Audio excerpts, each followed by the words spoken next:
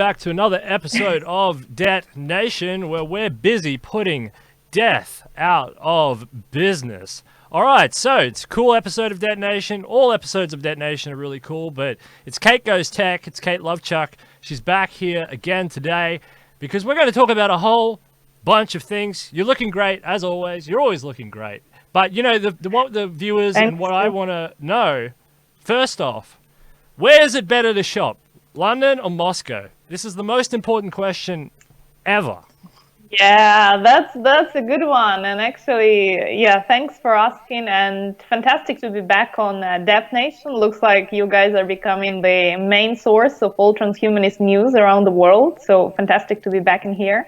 And I just got back from Moscow, spreading some transhumanist vibes in the Russian capital, of course, using my language skills as I should. Shopping there is quite vibrant. Some very cool Russian designers. So I had the chance to try them on and get some of them. Hopefully, they will help me with the transhumanist spreading in London nightlife. Good. So that was See, you're an internationalist. You know, you take goods from one country and you spread it to another. It's a great idea. I like it. Yeah. Absolutely. No discrimination. Taking the best expert from Eastern Europe and taking it directly to the West. I think everyone benefits at the end. Absolutely. No, that's good to hear. So, I don't know. I'd still shop in both places, but I'm thinking just from over here. I'm thinking the high street of London looks all right, but I'm thinking Moscow. I don't know why I'm thinking Moscow. I'm thinking. I don't know. I just got a feeling. Yeah, it's like it's a hidden gem. London is just so overrated. You know things there. People are coming here for shopping. No one is coming for shopping to Moscow, right? No. So you gotta find something new there. I wonder how it will be in Australia. So I think my next shopping spree will definitely be in the capital of transhumanism. Yeah, the growing capital of transhumanism is Melbourne, Australia. How crazy is that? Yeah, I don't know why we have the White House at the background. That should be Sydney. Because the USTP, because here at the USTP, we're going for the White House. We want the top job. I mean, you got to aim high, and if we get some low, if we get some low governance structure along the way, I mean, that'll be great. But we've got to aim high. We got to think big and aim high. That's what we do, right? We always think big and aim high. So that's what we're busy doing, right? So, I thought that part is already done.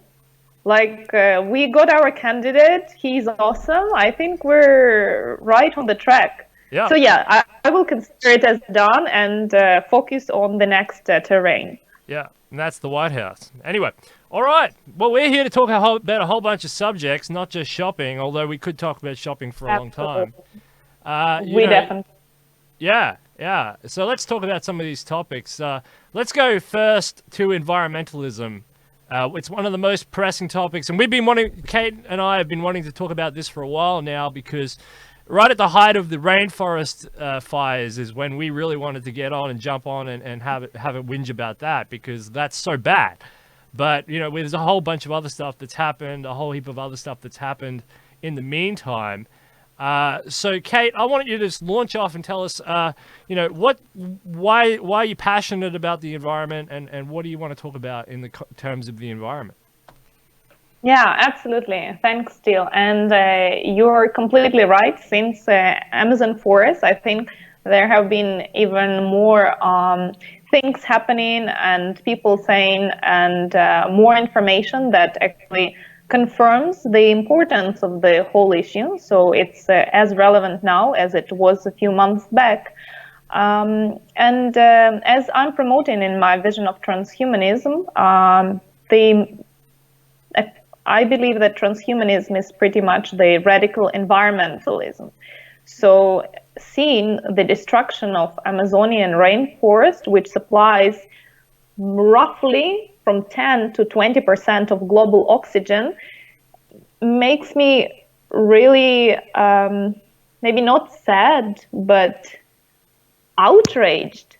Because why would less than 1% of Brazilian population, which are Brazilian farmers, benefit from the destruction of 10 or 20% of oxygen which I'm breathing, you're breathing, and the rest of the world is relying their survival on.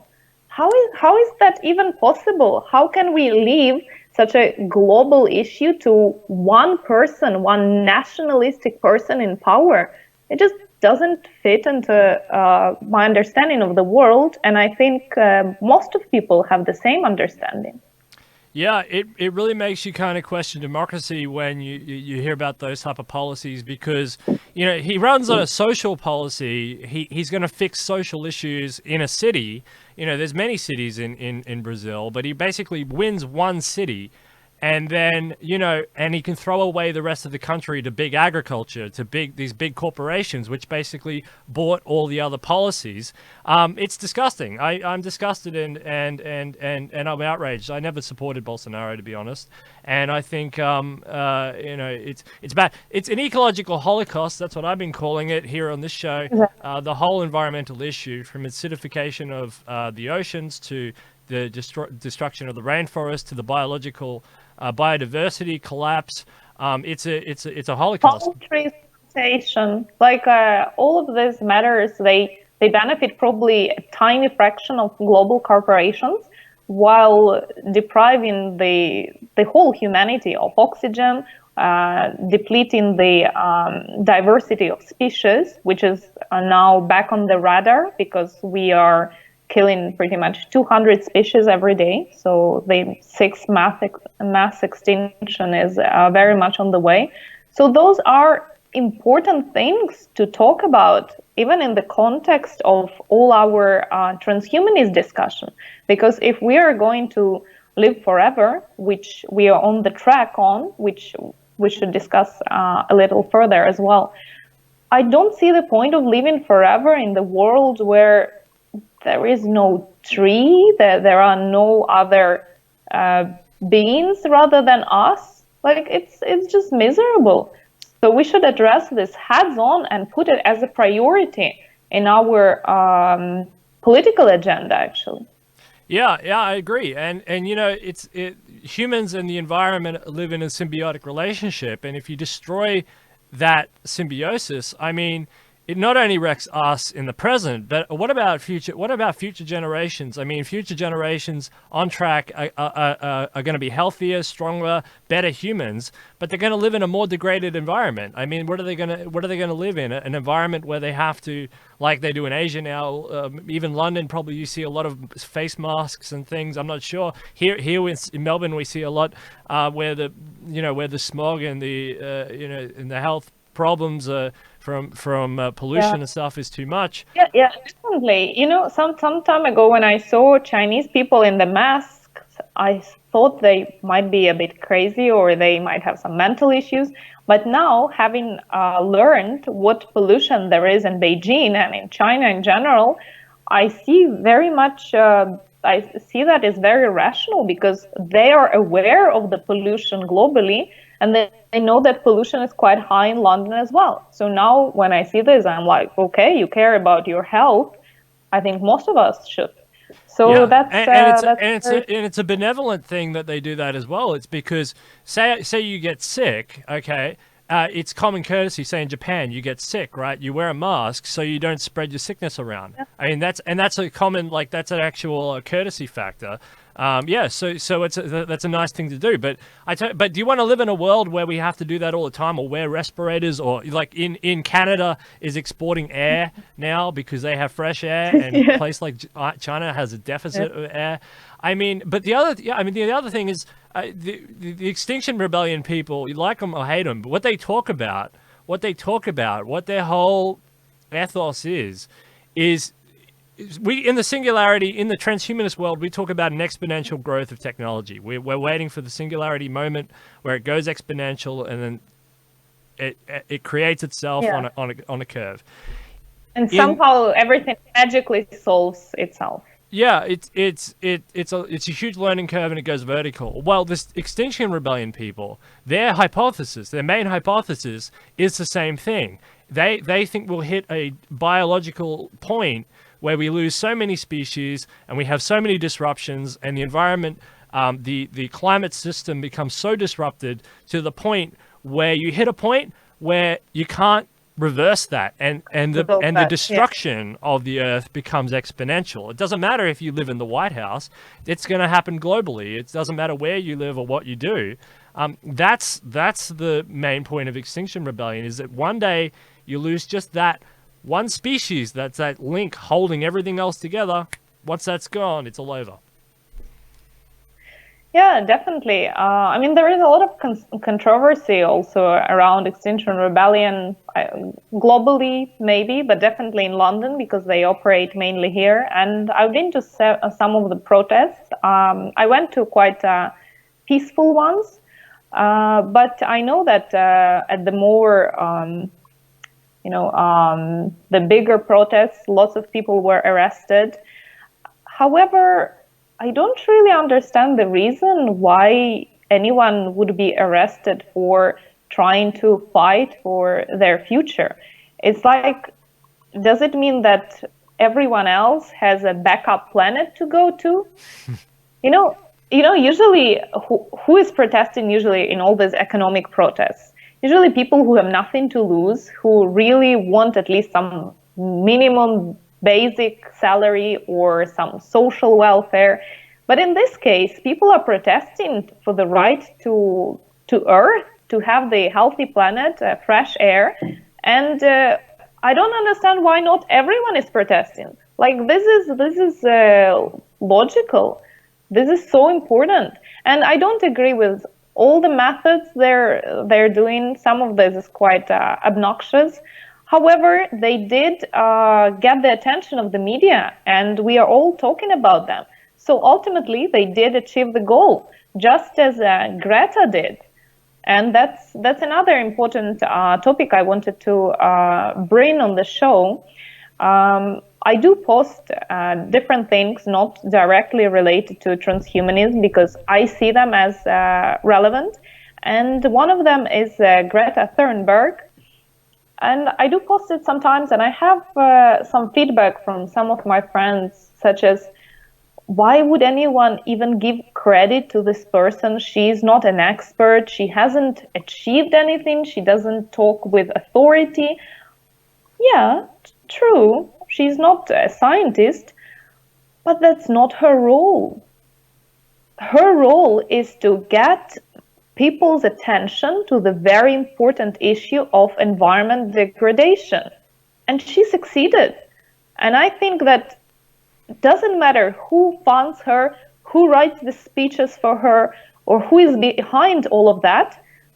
The goal is achieved. Now we just need to support her and do our own part. Yeah, that's the main reason. You're right, because it's all about getting the message out there, and that was what she tried to achieve. What her main theme is, words to action, because a lot of scientists have had their voices suppressed. I mean, they've had some international institutions that back them up on this, but there's a lot of pushback on their ideas of how to resolve these crises because of economic systems, because the global economic system is a security mechanism. Okay, it's Bretton Woods, which is an old American post-war imperial system that was set up to make sure that the world didn't fight each other again. And so that's in place. Yeah, so that's in place as a priority, because no one wants a World War III or a World War IV or whatever's going on. But Greta's saying there's like that system is now is putting the planet in danger. It's that system of capitalism. It's not sustainable anymore for unsustainable. Everyone. It's unsustainable, and it's not. And I'm not sure if it's an economic nationalism. I think it goes back to more about emerging technologies, what we're talking about on this show. People like David Yelishvili, carbon capture techniques, respecting the environment, more international regulation on protecting these World Heritage Zones, allowing less creep, from governments and from corporations, and allowing mechanisms that stop overfishing, tracking of international fishing boats and stopping the overfishing, and putting putting defense mechanisms into place to protect protected bird species and protected fish species and protected mammals. Or the bees. Of course, that's important because when bees are gone, we are all screwed. Even Einstein himself worried about the bees. It's not often you hear of Einstein talking about animals, but he did worry about the bees, right? Yeah, now we all worry about the bees, and I think we definitely don't want the same bees as in Black Mirror. That would give me nightmares. So it's just important to make sure we stick to some kind of conservative environmentalism. And actually, talking to many of my transhumanist friends, I do hear the argument of exponential growth, which was brought up by Ray Kurzweil at some point. And it totally makes sense to me. But I don't see the reason why we shouldn't as well try to prevent any kind of ecological collapse, even if there is a small chance that we will create all kinds of possible technologies to reverse the system. The problem is that we might come up with those all these technologies a tad too late. That's why it's environmentalism is so relevant for what we're doing now and for transhumanism as a movement and for people on the earth in general, of course. Yeah, totally agree. You know, these are issues of why is everybody not protesting? Well, you know, everybody doesn't have the time, the resources, the voice. You know, the human preferences. You know. One baby video, baby videos were okay, but one video on somebody doing something stupid can go get 1 billion views, but a professor saying that we need urgent action on climate change will get 100 on YouTube. You know, humans aren't geared towards some of these music, like these things, and it's just so frustrating. People need to wake up. Why can't people wake up? Yeah, that's very true about scientists. There's what you mentioned. The problem with scientists and super smart people in general is they're looking for the very precise answer. Like all this AI, it's all about probabilities.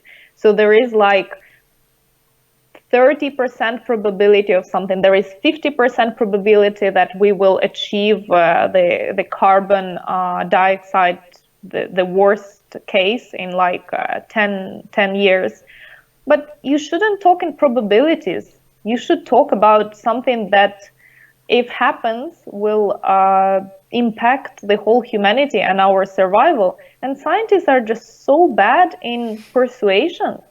Yeah, so and that's why Greta, when like she got up on the stage and she pointed at them and she said, you know, people got excited. People said, finally, someone who's actually doing the right thing. You know, what can we personally do to reverse climate change?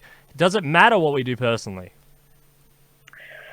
That's that's an important question. And personally, I do quite few things like recycling, like not eating much meat, because I definitely oppose the situation in Brazil, and most of people I'm talking with are doing exactly the same things.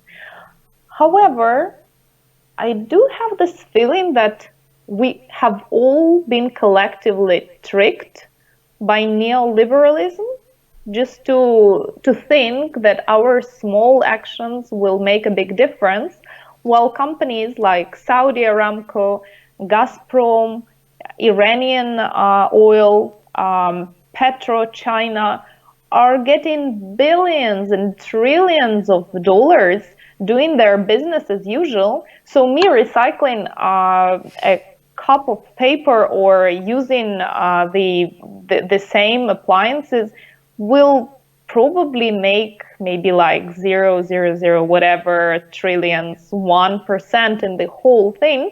But moving to solar energy right now could change 90% of things. So we're just focusing on our own contribution while avoiding making the real change and doing the protests that could actually lead those main world polluters to change their policies and their business. So I think it's a complete, illusion of personal whatever contribution to environmentalism. And It's you know, all just to make sure we feel good. I say on this show that Dead Nation is firmly against the fossil fuel industry. We're going to put them out of business as well, because they're, if you want to put death out of business, you have to move to different energy sources. That's nuclear. Our mutual friend Jose Cordero, the singularity, the solar engine singularity. We need that. Different energy sources, hydrocarbon, wave power. Mr. David Yelishvili is great. I should bring you on with him. He's now the USTP's environmental advisor. Hey, we got to move on. Environment's fun, but you know what's good too? Culture and the Joker. Culture. And you wrote something. You wrote something about the Joker, right? You wrote a really good article about the Joker. Tell us. Yeah, I love that movie. I'm actually recommending all my friends to watch it straight away. My parents went and watched it yesterday in Odessa. They were very excited, and the feedback they gave was that it's funny about this movie. It's like, usually when there is a thriller, some blockbuster movie, there is something happening, and then there is a climax, and then there is something going on, and then you feel a lot of stuff. In this movie, everything was kind of flat, but then you leave the movie and you're like trembling, and you're full of thoughts, and you have so many ideas and feelings.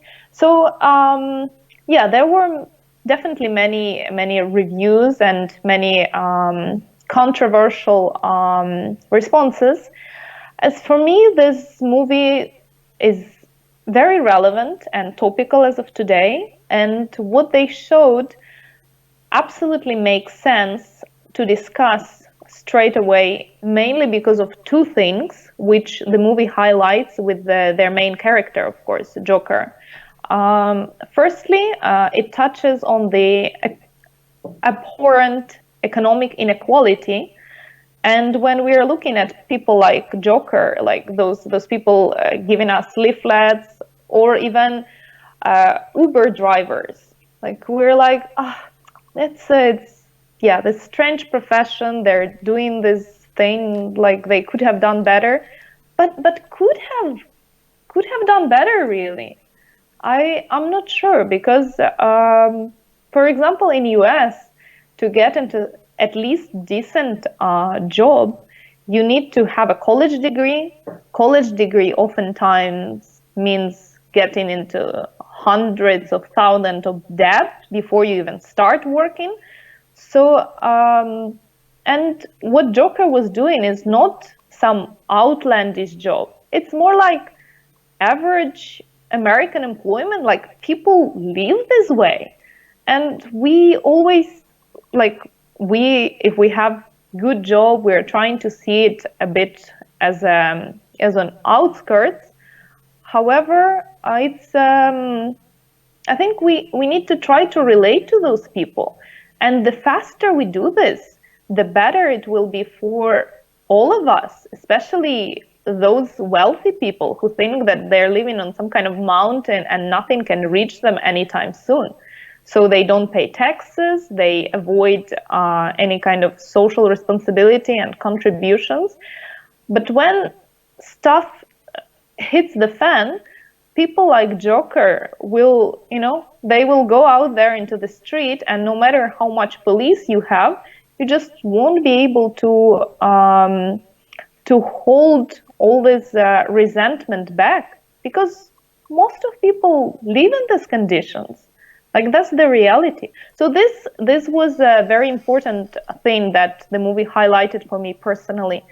And the second part is, most of the viewers maybe saw him as some kind of freak and psychopath and, crazy person. Of course, he's Joker. But then you look at the numbers, you look at stats, and what stats tells us is half of UK workforce is experiencing mental health challenges. I'm not even talking about what's happening in the US with people randomly taking guns and shooting children in school almost every day. Like, mental health crisis is on the peak. The suicide rates, especially among Gen Z, the social media addicted generation, is twice higher than it was for millennials. And for millennials, it is much higher than it was for previous generations. So discarding people who have mental health issues as freaks and psychos is just not gonna go. Like, you need to face these things and start doing something about this. We need to start helping people like Joker, because ultimately they're maybe, I don't know, like 10-15% of our society. Wow, He just yeah, happened to yeah. be on the top. Yeah, and I remember reading your article, and it really shook me because there was some really good points in there. But yeah, there is a wealth inequality. There's a growing disdain for the wealthy elites, mainly because the internet has brought out the nature of how, because pre-internet, when you had TV, you could manufacture the news and you could tell the population what you wanted to tell them because you had a monopoly on information. And then years later, a book would come out and people would say, read the book, and nobody would read the book, or they would read the book, but and the corruption was kind of just kept at bay. But now with the internet, with Julian Assange, with WikiLeaks, with the Panama Papers, and how that does go viral, people are realizing how cheated they are and how these guys and girls at the top are maneuvering society in such a way, and that really annoys them, because then they feel like, I do all the right things, I pay all my taxes, I follow the speed limit, I go to church on time, I have, I do everything to the book. I don't steal groceries. I don't do it. But how can these guys do $1 billion sham, and then get away with it so easy? It's exactly the same thing as you were asking me about personal recycling practices. Like, I can do my recycling, or I can pay my taxes all the much I want, even though I don't want to do any of that. But if someone doesn't contribute, or like what I wrote in the article, like in taxes, I contribute pretty much like the car, a nice car in yearly taxes. But why should I do that if Zuckerberg or Jeff Bezos do not want to give up their hundredth or thousandth mansion?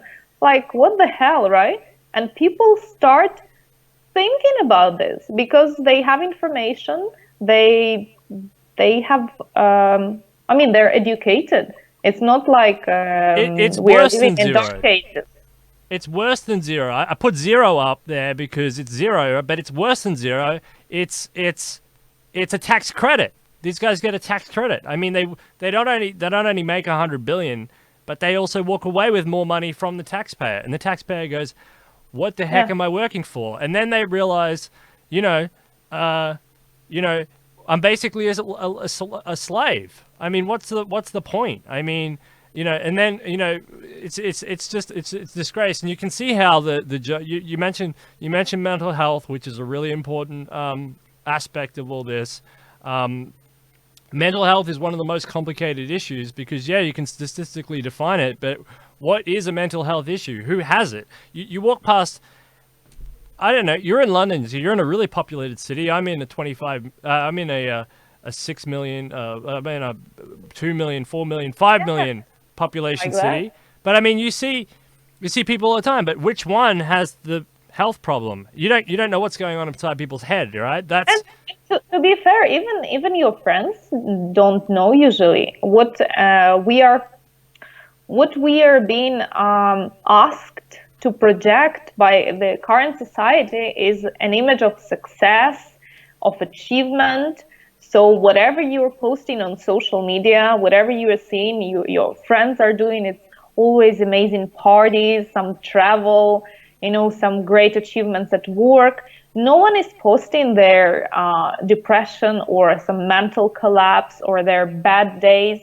And all you see is people around having this amazing, vibrant lives, and you're like nothing because you don't feel this way. So then you have to post some equally appealing and cool things in return so that people don't start asking you if you're thinking about some suicide, because you have to correspond, you have to be Yeah. successful in this society. So recently Instagram decided to take away the number of likes that is usually showing to users. I don't know how actually they will do it or they won't, but the whole social media pressure contributed to mental health issues immensely. And this is why I think it's important to talk about the implications of technology and whether we even want to live with this technology or we can find an alternative. This is the open dialogue, and that's the most important part we should be discussing in futurism in general and transhumanism in particularly.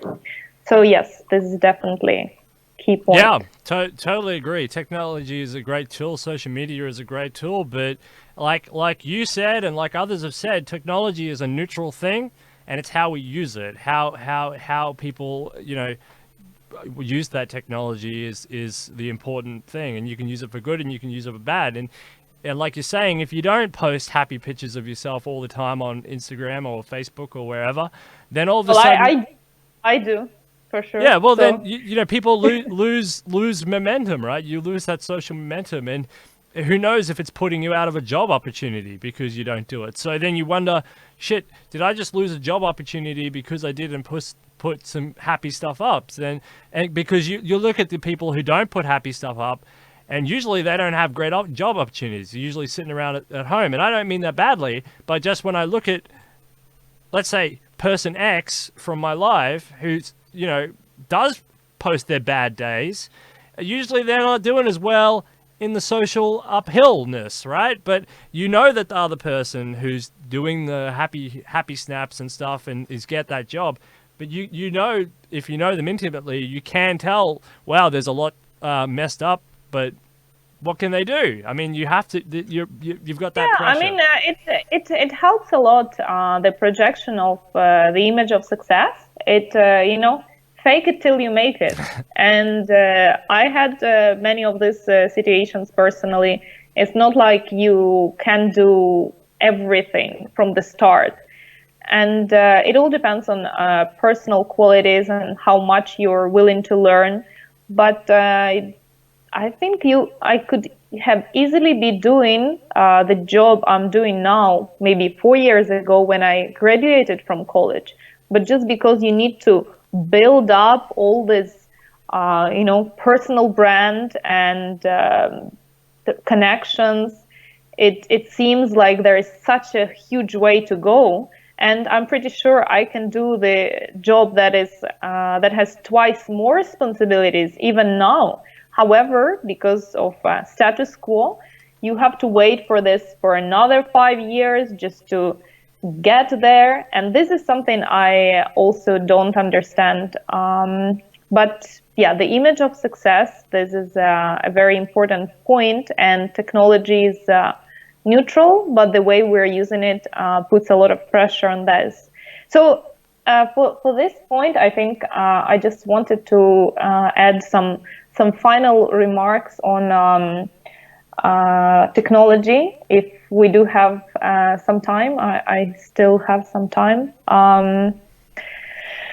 Have you guys heard of the recent ethical debate around experiments on brain? It's called brain organoids. So what it goes around is that scientists are growing tissue that has brain cells. So eventually it develops to a certain extent, and they can try to go through some experiments to see if they can solve Alzheimer or the early brain tumor cases. So it's, sounds great, sounds fab, right? However, recently they noticed that these brain organs start developing neurotransmitting signals that resemble the ones of the not born, like early embryos. So forget the ethical debate even, like that's another thing, whether we should be experimenting on the organ that can feel something or can suffer during the experiment. But the whole situation, we have already created an organ that can potentially be sentient. Like we've done it. We were talking about the creation of general artificial intelligence, and I've been writing a lot about this, whether the creation of real AI will mean that we can play the role of God. But we have created sentient brain organ. Like, how cool is that? Like, I think we should all give ourselves a round of applause, because this is crazy. I read about this and the ethical debate around it, and of course there is something to debate. But the idea that we can do something that has a feeling, even if very early stage, like, still we're in the right industry, we're in the right topic of transhumanism, because like stuff is happening. Yeah, absolutely. Stuff is happening, and that is amazing, and it's humans have the capacity to create or become God, and we were talking about the environment before. I mean, this is why the environment is so important, because we want to be around to sustain these cool advancements, and we need the environment. So there's the symbiosis there. But on this ethical debate about these brain organoids, yeah, I saw something, an article title. I never got time to read it, but it said brain something. Have we crossed the ethical line or something like that? That was the article. I don't know where it came from. What? Yeah, Guardian is Guardian. I saw it on Guardian. That's like one of the best sources. I saw that pop up, and I thought, wow, this is going to be great. But if you're right, I mean, that is amazing. That's I mean, we do it naturally. We do it naturally through reproduction. I mean, children are essentially the natural formulation, but this is a synthetic being. It's thing. Like synthetic consciousness. Like I think we already crossed the lines. If this organ can have whatever perception of the reality, even if it's like 1,000th of what we can feel and touch and smell and understand, like it's just the beginning of the goal. Humans are already limited in their perception as well. I mean, we only see a certain spectrum of the light spectrum. We have a few different senses that all don't work properly. We don't hear like dogs do or cats do, and we don't smell very well. And so we're pretty low on the sensory perception anyway. So this is even lower. But and the AI that we're talking about, the super AI, potentially could be higher than us, which is kind of what But this is I mean, this is nuts. I mean, this is big news. And transhumanists, although there's lots to debate, I agree with you. Let's a round of applause for humanity. I'm not scared about breaking through these barriers. I think these barriers are there to be pushed through, and let's go through, and let's go beyond. There's and let's see what happens. I mean, wow. That's true. Future of human species. The question here is whether we should try to keep going and develop these organoids, even though there might be some sentient suffering, or we don't do that and let millions or even billions of living humans die from preventable diseases like cancer, Alzheimer, and other, mind destroying and completely unpredictable diseases. Why shouldn't we do it? Yeah, that's more important, right? The argument is if you look back through history and you see how cruel humans have been to other people. I mean, you're a geopolitical person like me. You know about all the wars, all the problems, all the mischief that people get up to across time. I mean, this we're coming to the end of history now. I mean, this this is nothing compared to the hundreds of millions of people that have suffered throughout history to get us to this point. Or who keep suffering. Like what's happening in Chinese prison camps. I doubt Chinese scientists would care much what to do with this brain organoid. No, They definitely exactly. don't care what they're doing to people. Yeah. So the information was recently leaked about some of these detention camps, like re-education camps, and the harvesting of human organs in some Muslim. Oh, Yes, yeah, the Uyghurs and Fangong, yeah. like this is insane. I mean, China is doing great, and I'm very impressed by their economy, but some things are just not okay.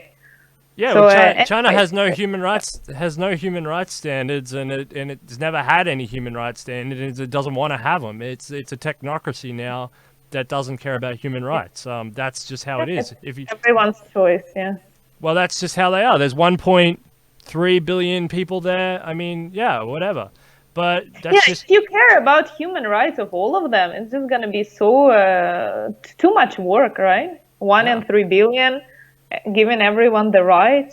Oh, Yeah, yeah, and it's only recently. I mean, they've always been a heavily populated region of the world, but it's only recently it's really spiked up. To that 1.3 billion. They've grown a lot really quickly. Yeah, but I don't see a problem with this. I don't see a problem with this human organoid thing. I think if it's going to do much better for humans overall, it's yeah. one subconscious, subsentient thing. We're cruel species. I mean, we've done so many bad things to the environment, to animals, to other humans. This is just one more in the list of bad things that we're doing, and it's actually going to have a good outcome for billions of people. So I Hopefully, don't know. I'm not worried about it. yeah, exactly. Let's see. I'm all up for progress, and I think transhumanism is definitely the philosophy that does support pushing the boundaries, because why should we have any? Whatever helps the human species and the environment should be encouraged. Like, I guess so. I don't see Well, any reason not to. yeah, I mean, that's what we do on this show all the time. We look for those parameters. We look for the arguments. We evaluate costs and benefits and cost analysis, and that's what we do all the time. And that's what we're going to keep doing, because these are very important debates, and we're hitting a very critical period in time where the technology is becoming so powerful that if I say yes or no to something, it's going to have a really, really big impact. And so that's why we've got to get it right. Which is it? Yes or no? Yes or no? So that's really good. And thank you for bringing that news to us, Kate Lovechick from London, because that's really cool cool news to know there. Did you want to talk about the future of human species? Have we still got time? Yeah, I think so. Well, there are some projects going on, but I don't think there is anything more important than our future. So, yeah, is there something in particular? Epigenetics with climate change? Yeah, so I think it's important to view all our progress of humanity on a continuum, from agricultural revolution and the molding of the earth and nature, building the cities, so creating the environment to our own liking and to our benefit, which we've done pretty well so far. However, going back to our topic of environmentalism and potential tipping points, we might not always be so lucky. Especially, we might soon get over the rare earth time when there are all the positive and beneficial circumstances for biological life to exist on planet Earth. So if we are running out of this period of time, and we are making sure we're running out of it pretty fast, we would have no choice but to start adapting to the environment around us. So if we have much less oxygen in the air, we might need to think about some adjustments to make sure we survive. Not talking even about going to other planets, that's of course understood for multiplanetary species survival, but even adjusting to the conditions on the Earth. And this is where cyborgization and transhumanism is coming into place. We would have to alter our genes, doing some kind of prosthesis or I don't know, cybernetics adjustments just to make sure we can survive. So there was, I think, recently also an article by Zoltan on the rights of cyborgs, and this is actually quite topical because we might have no choice but becoming cyborgs, and that's totally okay. Like if we have to, we have to. That's the next step in humanity evolution. Yep, I totally agree. Biological humans are slowly phasing out. We were talking about being in a big city before. When you walk down the street, you don't know how many people have a pacemaker in them or have artificial limbs or whatever. You can't see underneath people's clothes anyway. So it's like you're walking is a human hybrid cyborg environment already, especially in Western countries. I mean, it's happening. There's a minority of cyborgs and a majority of humans, but that minority is going to keep growing, and it's going to keep growing in a more and more sophisticated way, and it's going to grow at a pace relative to the degradation of the environment and the changing environment around us, because the 20th century was a century where we showed that we could pretty much conquer nature. We could, we're still working on complete total weather system control and all that stuff. It's coming, but we could change the environment to us. We could build super mega malls. We can build road networks. Yeah. We can do all these civilization. We can do this skiing mountain in Dubai.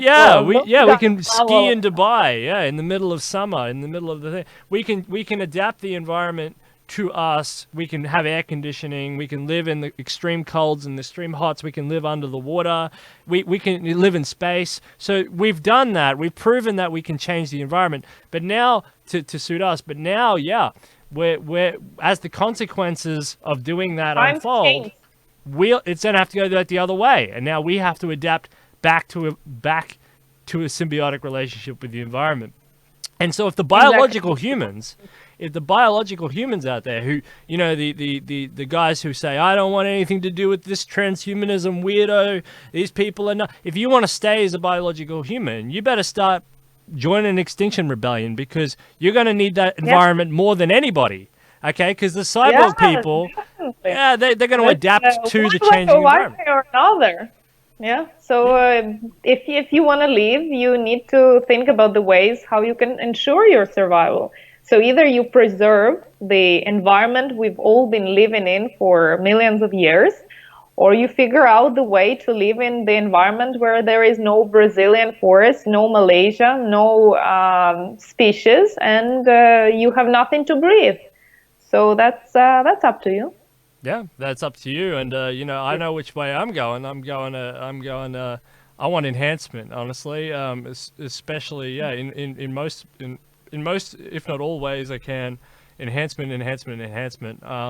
Just as a backup, like you might have to. Of course, we would still support the cause of preserving environment, but coming back to the game theory, what if you and me do that, and the rest of society decides to go further with the enhancements and keep destroying the environment, just like all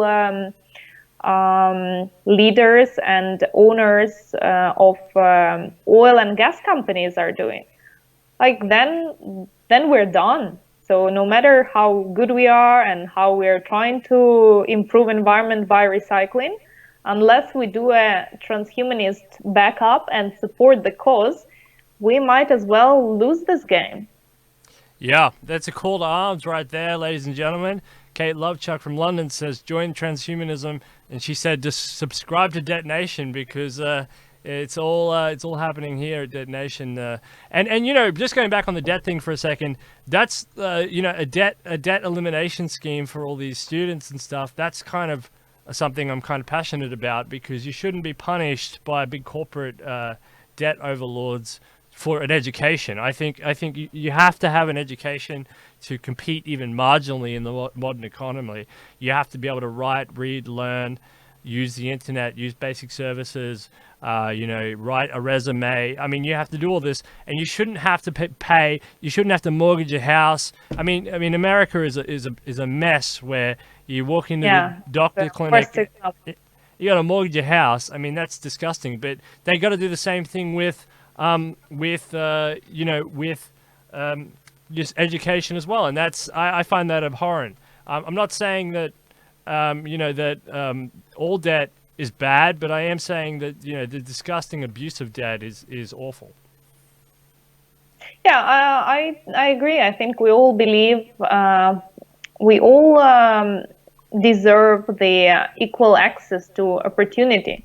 So once we got this equal ground, then of course it's up to your ambition, up to your strivings and hard work to push you out there. But if you never got even the minimum opportunity, it's kind of hard to judge those people. Like, how can we judge this Uber driver for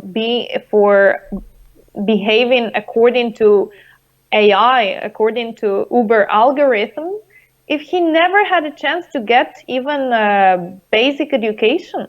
Like, it's not his fault, it's the system's fault. That's why, ladies and gentlemen, I think I might actually move from my current occupation as a futurist in Kate Goes Tech, which you're all very welcome to check out, to the new cooperation with Steel on Kate Goes No Debt. Hey! So for this one, I just found my co-host. You see, I'm here for you still. Thank you. I just found my co-host, Detonation co-host. Woohoo! I'm excited. I'm excited about our working relationship. This is going to be really it's good. It's going to be fantastic. I drive Uber, by the way. No, I don't. But so you drive or you take it, or you alternate just to see the both sides of the coin. No, I don't. I am a consumer of Uber. I am a consumer of Uber, but I don't drive. I was just kidding because I want to make you feel bad. Still, do you know that very soon the rating will come for consumers as well? So if your rating is quite low, you can be dropped out of the system.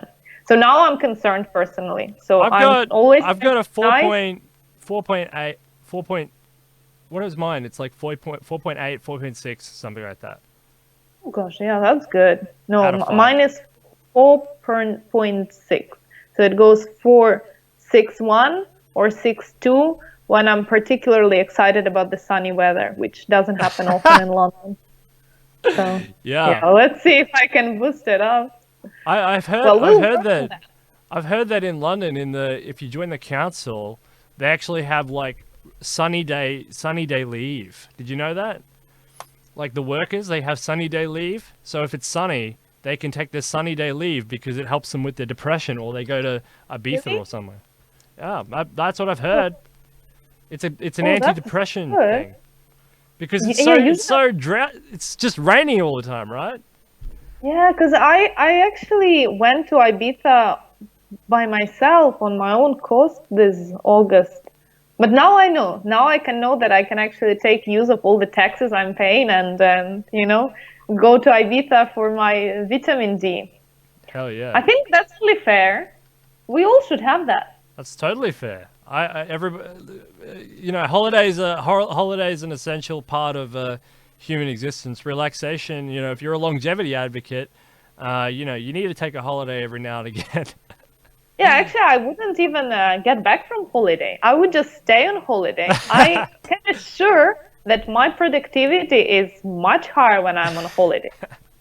And that is what that's why we're excited about automation, because if you're clever, you can, once there's automation in place, I mean, your productivity will go up. I mean, it's the people we worry about who don't have the dynamic thinking skills that they're going to end up, in the Joker land, right? Where they're going to be disenfranchised and what do I do now? And, Yeah, I mean, that would be hard. Like, really, you need to think how you will tackle this advent of automation, and you really need to make sure you are comfortable with being in between the jobs, or maybe even over all the jobs. So, for many people, it's not even the question of money, but of what is the meaning, what should I be doing now, and that's much more important, and that's what I think everyone should try to develop, as a hobby, and understand what you will be doing when robots will be doing the work you are doing today. So yeah, I think it makes sense. And yeah, I wouldn't mind robots taking the daily work. I can just write sci-fi books. Actually, yeah, that's what that was gonna be my final question. How is your sci-fi book, and what's going on with that? Yeah, so that's a good one, and I found a publisher. So Well done. the only thing left is actually to finish a book. I have the whole plot, so there are 3 storylines, several characters. It will be a mix of mass extinction of species, gene editing, and mind uploading.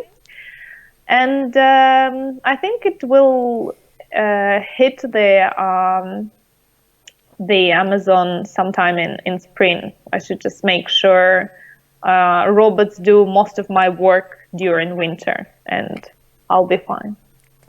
Yeah, that's cool. So mind uploading. What else did you say? You said mind uploading.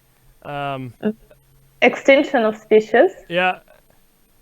And gene editing. So just imagine the future with all these things coupled together, with some geopolitical background, and quite an interesting main hero. Yeah, that's kind of an epic novel. So I need to focus on this a bit more. Yeah. Well, all the best. You said there's 3 main plot lines. So is it one of those books where you get to page 4 and you say, turn to page 6 if you want this outcome? Is it one of those ones, or is it something else? Like Bandersnatch, right? Yeah. That's an interesting idea right here, because I'm actually struggling. I'm struggling with the ending. What if I have 3 endings and you can choose? Oh, that's perfect. Still, yeah, it's so great to have you in here. That's very cool. Three endings. Yeah, that book will sell like hotcakes. I'm gonna get a stack of books when I can. I'm gonna get a stack of books. I'll add your book into that list, and then we'll do prizes and we'll hand them out on the show, and stuff. But your book will be in that list. Jose Cadero's book is in that list. Newton Lee's Transhumanist Compendium. That'll have to be a grand prize because that thing's like $600. So. Yeah, but this is how I started my writing with Springer, actually. So my chapter is number 4. So you can definitely check it out in the book for, I think it's about £23, or you can go to transpire.me and read this chapter for free on my website. Yeah, well, I know which one I'm going for. Yeah, well, that's great. So we've done it now. So you're gonna have 3 endings to your book. So it's gonna choose your own ending. Now you can fulfill every single dream. You could have a mass extinction ending, a genetic ending, and one where he uploads his mind to get the hell out of there. Oh, I love that too. Well, since you are kind of a co-creator of the book now, I think it's only fair that Dev Nation does the whole promotion part and whole marketing. So I really count on you for this front. You see, we've already got a book here. It's US 6 from Tom Ross, and that's a book exclusively almost written for AI and superintelligence. So you'll just end up on here somewhere as another one of these growing growing list of sponsors. Yeah, I don't mind that. All right, cool. We'll cooperate. We'll figure out the way. Well, that's a really good show, ladies and gentlemen. That's my co-host over there, Kate Lovechuck from London, who's writing a great book that we will promote here on Detonation. That we're gonna, go and check out a website, Kate Goes Tech and Transpire.me. Both really, really good. Go and check out the Joker review. That was great. You made me emotional. I think she hit on a lot of really good points there. And we look forward to your new shopping and handbag. Are you inviting everyone to follow my Left to Kate Instagram? Still, this is like so unprofessional. Not the Instagram, the shopping channel you're gonna open up that I just made up. Ooh, yeah, that's gonna be quite a lot of work. I think we stick to Instagram for now. That's easier. That's all is there. It's being democratic. Check out some Instagram channel, Kate Lovechuck. Kate, thank you very much. You've been great. That's been awesome. Thank you very much, Steele. And hi everyone in the transhumanism and all over the world. Have an awesome day or night wherever you are. Yeah, totally agree. Detonation, putting death out of business.